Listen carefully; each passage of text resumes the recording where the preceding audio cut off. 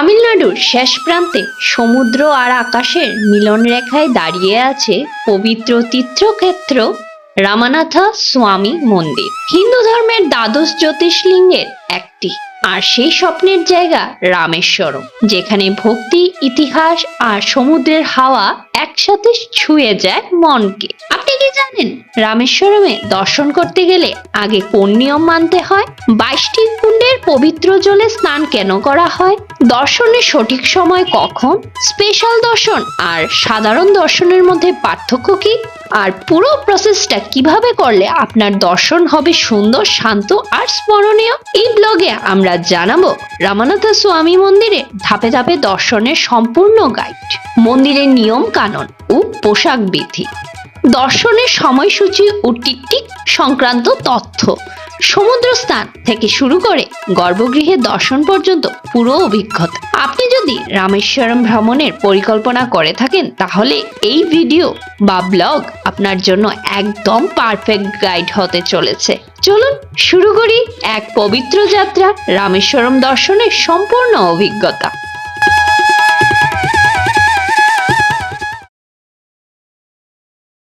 নমস্কার, আমার সকল বন্ধুদের জানাই শুভ সকাল। তো আজকে আমরা এখন যাব রামেশ্বরম মন্দিরে ঠাকুরকে দর্শন করার জন্য। এখন ঘড়ির সময় ভোর 4টা। তো ভোর 4টার সময় কেন যাচ্ছি এত সকাল? কারণ ভোর 4টা থেকে সকাল 6টা পর্যন্ত ঠাকুরের চলে মণি দর্শন, আবার সকাল 6টার থেকে দুপুর 12টা পর্যন্ত চলে এমনি নর্মাল দর্শন। আবার 12টার সময় বন্ধ হয়ে যায় মন্দির, এটা 4টা পর্যন্ত বন্ধ থাকে। আবার 4টার থেকে রাত্র 8টা পর্যন্ত কিন্তু মন্দির খোলা থাকে, মন্দিরের দর্শন করা যায়। তো মণি দর্শন মণি দর্শনটা হলো একদম ঠাকুরকে সামনের থেকে দর্শন করা যায়। আর নর্মালি যেটা সকাল 6টার থেকে দুপুর 12টা পর্যন্ত, আবার বিকাল 4টার থেকে রাত্র 8টা পর্যন্ত যে দর্শনটা হয় এটা দূর থেকে দর্শন করতে হয়। আর শুধু রোজ প্রত্যেক দিন কিন্তু এই মণি দর্শনটা হয়ে থাকে একদম ভোর 4টার থেকে সকাল 6টা পর্যন্ত। এর জন্য কিন্তু লাইন পড়ে অনেক আগে থেকে, রাত্র থেকে কিন্তু মানুষ লাইন দিয়ে থাকে। একদম ভোর 3:30 থেকে লাইন দিতে হয়। তো আমাদের 4টা পুরোপুরি বাজেনি, 3:45 বাজে, আমরা এখন বেরিয়ে যাচ্ছি। তো চলুন ওইখানে গিয়ে আপনাদের সাথে দেখা হচ্ছে। ভোরের নরম আলো তখনও ঠিক করে ফুটে ওঠেনি। আমরা হোটেলে স্নান ধোয়া সেরে ঠিক ভোর 3:45 বেরিয়ে পড়লাম। অটো করে সোজা চলে গেলাম মন্দিরের ইস্ট গেটের সামনে। এই সময়টা খুবই বিশেষ, কারণ তখনই শুরু হয় অত্যন্ত পবিত্র মণি দর্শন। মণি দর্শন প্রতিদিন ভোর 4টা থেকে সকাল 6টা পর্যন্ত হয়। এই দর্শনের বিশেষত্ব হলো ভগবান জ্যোতির্লিঙ্গের মুকুটে থাকা মণির ঝলক এক ঝলক দেখা যায়, যা সাধারণ সময়ে দেখা যায় না। ভক্তদের বিশ্বাস, এই মণি দর্শন করলে ভগবান শিবের বিশেষ কৃপা লাভ হয় এবং জীবনের অনেক বাধা দূর হয়। বিষ্ণু তীর্থ হিসেবে প্রধান 4টি ধামের অন্যতম হলো রামেশ্বরম। এই রামেশ্বরম একদিকে যেমন 4 ধামের এক ধাম, অপরদিকে তেমনি এই রামেশ্বরম হলো 12টি জ্যোতির্লিঙ্গের মধ্যে অন্যতম। ভারতবর্ষের মধ্যে একমাত্র এই জায়গা যেখানে একই সাথে 4 ধামের একটি ধাম এবং একটি জ্যোতির্লিঙ্গ একত্রে অবস্থান করছে। এখানে শ্রী রামচন্দ্র শিবকে পুজো করেছিলেন এবং সেই কারণে শ্রী রামচন্দ্র যেহেতু তিনি বিষ্ণুর অবতার, সেই কারণে এটি বিষ্ণু তীর্থ। আবার শ্রী রামচন্দ্র তার ঈশ্বর হিসেবে এখানে শিবকে পুজো করেছিলেন, তাই এই স্থান রামের ঈশ্বর অর্থাৎ রামেশ্বরম নামে পরিচিত।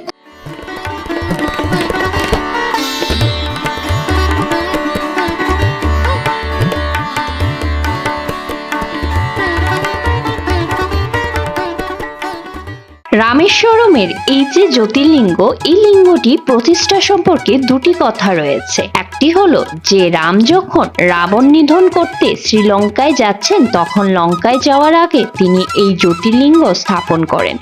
এবং এখানে রাবণকে বধের উদ্দেশ্যে তিনি শিবের তপস্যা করেন।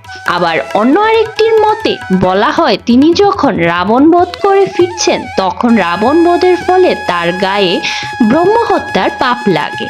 শ্রীরাম তখন এখানে শিব প্রতিষ্ঠার জন্য তিনি হনুমানকে কৈলাসে পাঠান, যে শিবে যে লিঙ্গ সেই লিঙ্গ সেখান থেকে নিয়ে আসতে। হনুমান কৈলাসে গেলেন, কিন্তু সেখানে তিনি শিবকে খুঁজে পাচ্ছিলেন। তার দেরি দেখে সীতা দেবী তখন এখানে বালি দিয়ে শিবের একটি লিঙ্গ তৈরি করেন এবং সেই লিঙ্গ যখন রাম পুজো করতে যাবে সেই সময় হনুমান কৈলাস থেকে তা নিয়ে আসা লিঙ্গটি নিয়ে উপস্থিত হলেন এবং হনুমান খুব মনক্ষুণ্ণ হলেন যে প্রভু তুমি আমার জন্য একটু অপেক্ষা করলে না।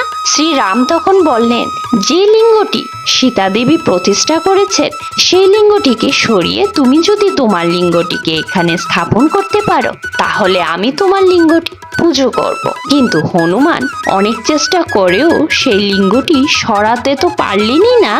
লিঙ্গের যে ছটা তাতে তিনি দূরে ছিটকে পড়েন এবং সেখান থেকে তিনি শ্রীরামকে ব্রহ্মরূপে দর্শন করেন। তারপরে শ্রীরাম হনুমানকে বলেন হনুমানের যে লিঙ্গটি তার নাম হবে হনুমদেশ্বর আর সীতা দেবীর যে লিঙ্গটি তার নাম হবে রামেশ্বর। এই দুই নামে এখানে তারপর থেকে শিবলিঙ্গ অবস্থান করছে।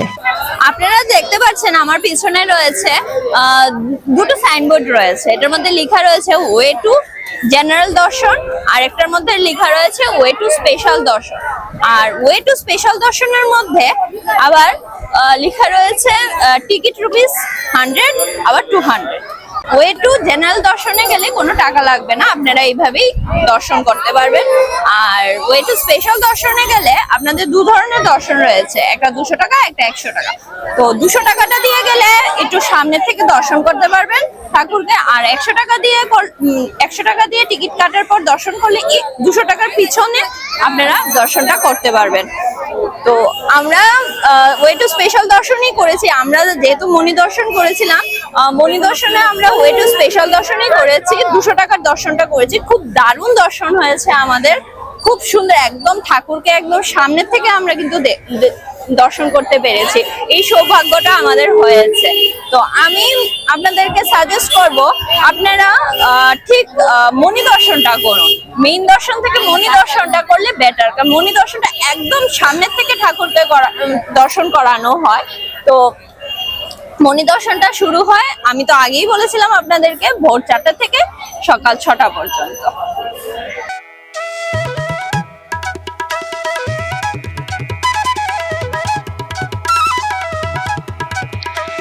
এই রামেশ্বরম কিন্তু আরেকটা কারণে বিখ্যাত, সেটা হচ্ছে এই মন্দিরের বিখ্যাত করিডোরের জন্য। সারা পৃথিবীর মধ্যে বৃহত্তম করিডোর রয়েছে এই রামেশ্বরম মন্দিরে।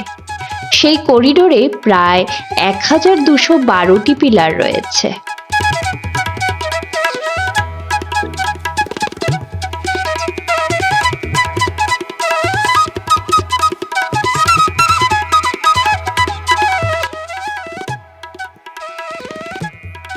মন্দিরের ভেতরের অপূর্ব সুন্দর কারুকার্য, প্রতিটা থাম এত সুন্দর সমান আকৃতি বিশিষ্ট। লম্বা থামের সারি দারুণ সুন্দর লাগে দেখতে।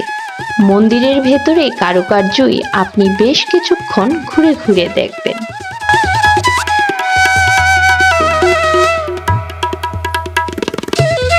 মন্দিরে ঢোকার জন্য প্রধান দুটো গেট দিয়ে ঢুকে, একটা ইস্ট গেট আর একটা হচ্ছে ওয়েস্ট গেট।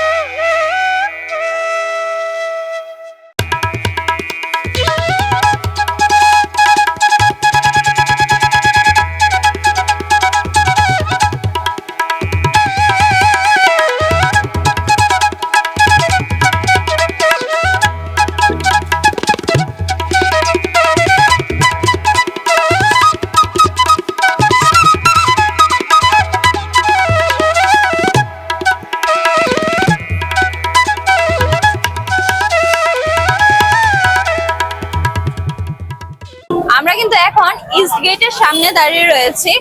তো এই ইস্ট গেট দিয়েই কিন্তু ঢুকতে হয় দর্শন করার জন্য। আপনারা এখানে দর্শন করতে গেলে অনেক নিয়ম রয়েছে। প্রথমে অগ্নিতীর্থমে স্নান করে 22 কুণ্ডের জল মাথায় নিয়ে ড্রেস চেঞ্জ করে তারপরেই কিন্তু দর্শন করতে পারবেন। এটা হলো এক ধরনের পদ্ধতি। আরেক ধরনের পদ্ধতি হলো আপনারা হোটেল থেকে স্নান টান করে সেরে তারপর দর্শন করতে পারবেন, আর চাইলে 22 কুণ্ডের জল মাথায় ছিটা দিতে পারবেন।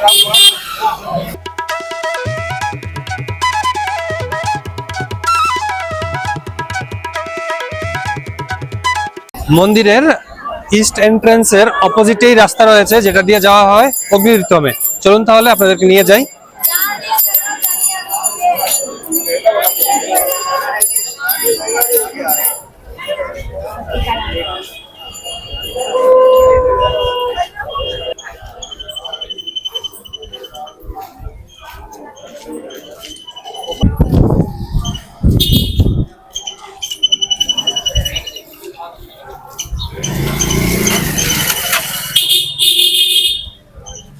আমরা ঠিক দাঁড়িয়ে আছি এখন নর্থ কাস্ট স্ট্রিটের সামনে।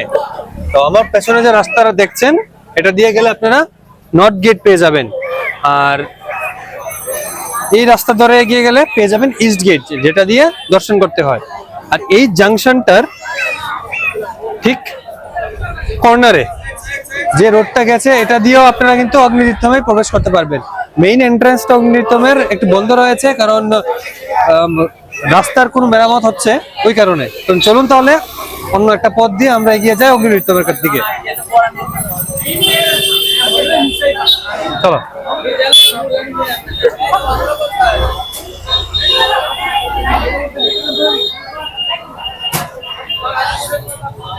মানুষকে দেখছি সবাই অগ্নিতীর্থম থেকে স্নান করে ইস্ট গেটের দিকে যাচ্ছে দর্শন করার জন্য।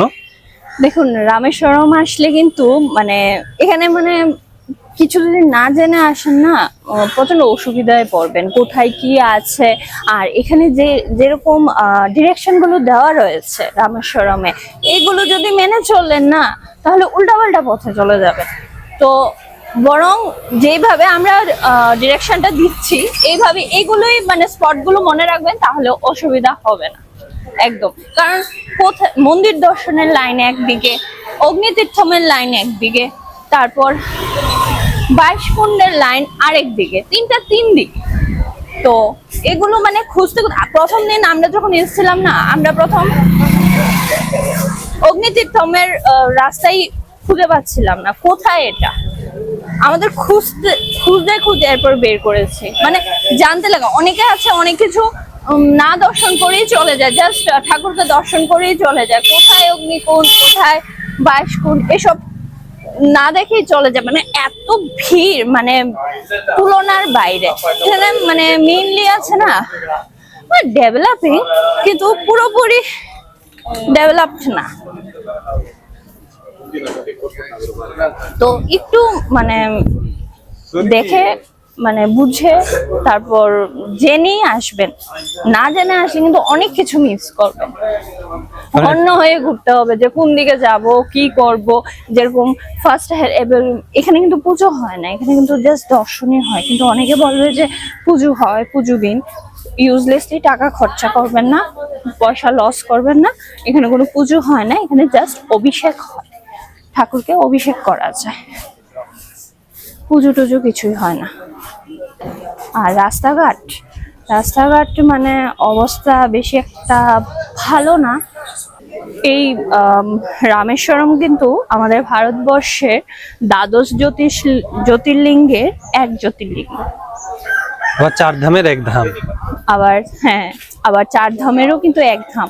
4 ধাম যেরকম পুরী, তারপর বদ্রীনাথ, তারপর দ্বারকা, তারপর এখানে হলো রামেশ্বরম। তো আমাদের 2 ধাম হয়ে গেল, পুরীও করে আসলাম, রামেশ্বরমও এইবার হয়ে গেল। এখন দেখি ভগবানের ইচ্ছায় বাকি দুটো করতে পারি কিনা।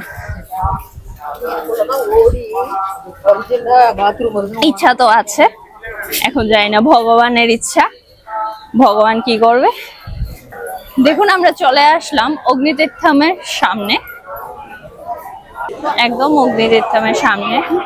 এখানে কিন্তু অনেক কিছু হয়, যে শুধু স্নান না, আপনারা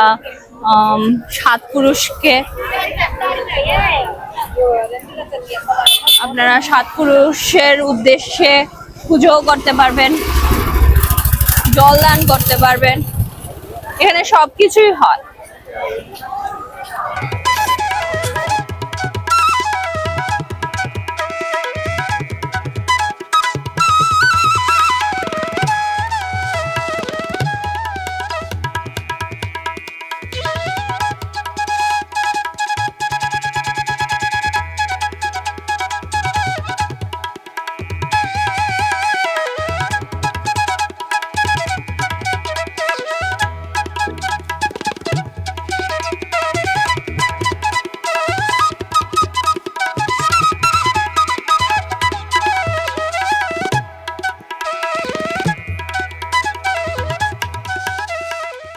আমরা এখন রয়েছি একদম ঠিক অগ্নিতীর্থমের ঘাটের মধ্যে। তো পেছনে আমার সমুদ্র। তো এখানে স্নান করলে নাকি সবাই বলে পাপ মুক্ত হয়।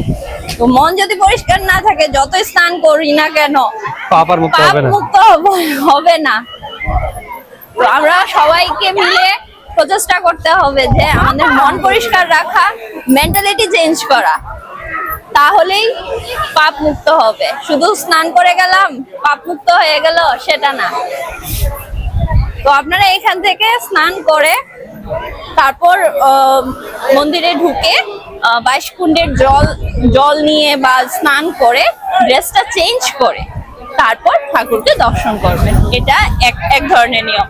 আর যদি সেটা না করতে চান, হোটেল থেকে আপনারা স্নান করে এসে বাবাকে দর্শন করতে পারেন, এরপর 22 কুণ্ডে গিয়ে একটু ছিটা দিতে পারবেন, যেটা আমরা করেছি। আমরা এখন রয়েছি রামেশ্বরম টেম্পলের সামনে। আমার পেছনে দেখতে পাচ্ছেন, এটা হলো নর্থ গেট। এখানে 4টে গেট রয়েছে, নর্থ, সাউথ, ইস্ট, ওয়েস্ট। তো মন্দিরে দর্শন করতে গেলে প্রথমে আপনাদেরকে ইস্ট গেট দিয়ে কিন্তু প্রবেশ করতে হবে। ইস্ট গেট দিয়ে ঢুকে মন্দির দর্শন। আর নর্থ গেট যেটা রয়েছে, এটা হলো ওই 22 কুণ্ডের যে স্নান রয়েছে, 22টি কুণ্ড থেকে সবাই, অনেকে স্নান করে, অনেকে ছিটা নেয়। তো 22 কুণ্ডটা এদিক দিয়ে গেলে পাওয়া যায়।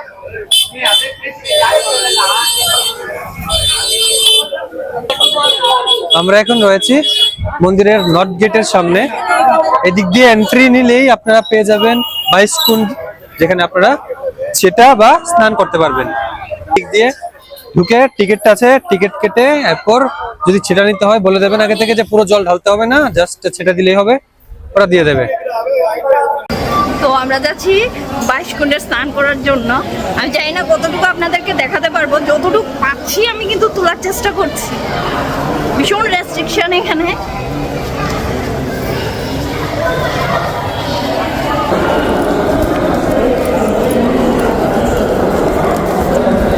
তো আমি যতটুকু পাচ্ছি আপনাদেরকে কিন্তু দেখানোর চেষ্টা করছি। এরকম মনে হয় না কেউ দেখিয়েছে। দেখুন ভিতরটা কিন্তু এরকম।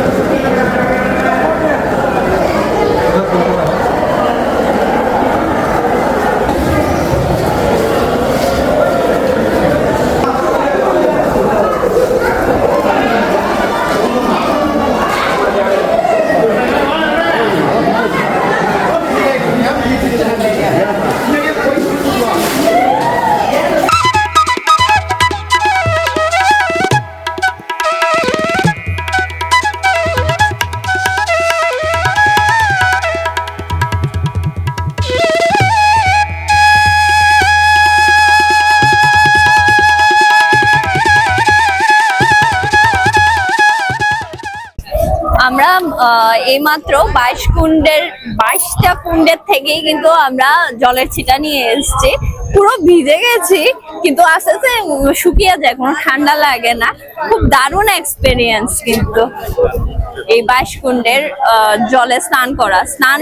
সবাই স্নান করে, আবার অনেকে ছিটেও নেয়, সবকিছু করে। আবার অনেকে এই বাইশকুণ্ডের জল বোতলে বা কোনো পাত্রে নিয়ে আসে বাড়ির লোকদের জন্য। আপনারাও করতে পারবেন, চাইলে করতে পারবেন। আর হ্যাঁ, সঙ্গে কিন্তু একটা আলাদা পোশাক নিয়ে আসবেন, নাহলে ভিজে গেলে অসুবিধা হয়ে যায়, আবার মন্দির দর্শন করতে হয়। আমরা প্রথমে ঠাকুর দর্শন করেছি, তারপর আমরা বাইশকুণ্ডের স্নান করেছি। স্নান করে ছিটা নিয়েছি। আবার অনেকে বাইশকুণ্ডের স্নান করে ড্রেস চেঞ্জ করে তারপর ঠাকুর দর্শন করতে যায়। আমরা হোটেল থেকে স্নান টান সেরে ঠাকুরকে মণি দর্শন করলাম, কারণ মণি দর্শনের সময় বাইশকুণ্ড খোলা থাকে না। বাইশকুণ্ড স্টার্ট হয় ভোর 5টার থেকে, তো ওইদিকে মণি দর্শন তো ভোরবেলা 4টা থেকে শুরু হয়ে যায়। তো এর জন্য আমরা আগে দর্শন করলাম, তারপর আমরা বাইশকুণ্ডে স্নান করলাম। আমরা এখন মন্দিরের নর্থ গেটের দিকে এগিয়ে যাচ্ছি। পুরো মন্দিরটা গোল গোল করে ঘুরছি,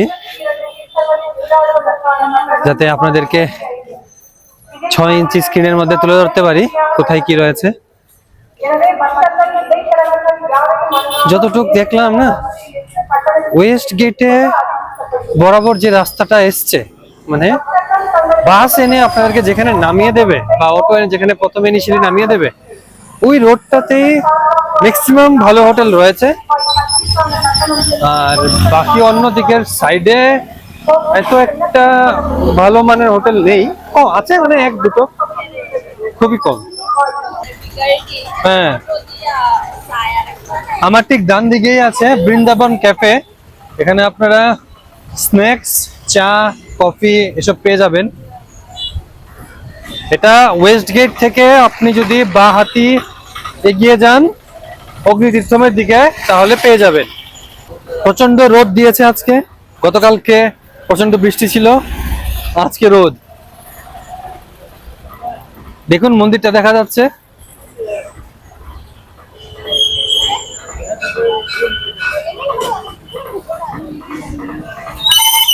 বাসে করে আপনারা এলে বাস আপনাদেরকে এই ওয়েস্ট গেটের সামনে নামিয়ে দেবে।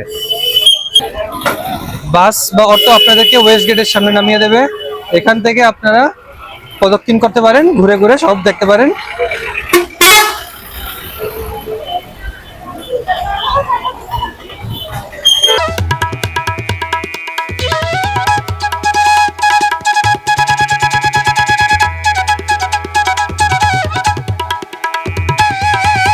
আজকের এই ভিডিওটি আপনাদের কাছে কেমন লাগলো সেটি অবশ্যই কমেন্ট বক্সে কমেন্ট করে জানাবেন। ভালো লাগলে চ্যানেলটিকে সাবস্ক্রাইব করবেন এবং অবশ্যই সঙ্গে থাকবেন। অনেক ধন্যবাদ।